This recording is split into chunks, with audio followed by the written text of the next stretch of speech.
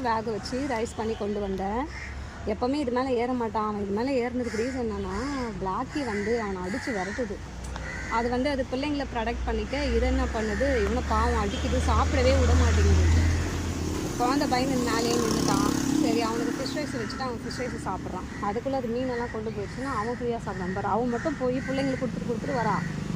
அப்போ மற்றவங்க யாரும் சாப்பிடக்கூடாதா? இதெல்லாம் என்னங்க அதெல்லாம் என்ன நியாயமா? அந்த நியாயத்தெல்லாம் யார் பேசுறது? பாருங்களா, அவன் மட்டும் பாருங்கள் பிள்ளைங்களுக்கு போட்டு வரா.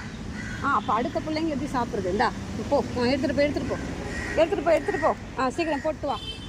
ஏன்னா இருட்டி போயிடுச்சுன்னா எனக்கு எந்த பிள்ளை எங்கே இருக்குன்னே தெரியாது. லியோ, நீ ஆவட்டா சாப்பிடு. லியோ போறா பாருங்க. அவள் பிள்ளைங்களை மட்டும் கரெக்டாக பாதுகாப்பாக சேவ் பண்ணி வைக்கிறான். ஆனால் இவன் தான் அவள் பிள்ளைங்களுக்கு அப்பனே இவனே தின்ன விட மாட்டேங்கிறான். லியோ, நீ சாப்பிடு, பார்த்துக்கலாம் நம்ம.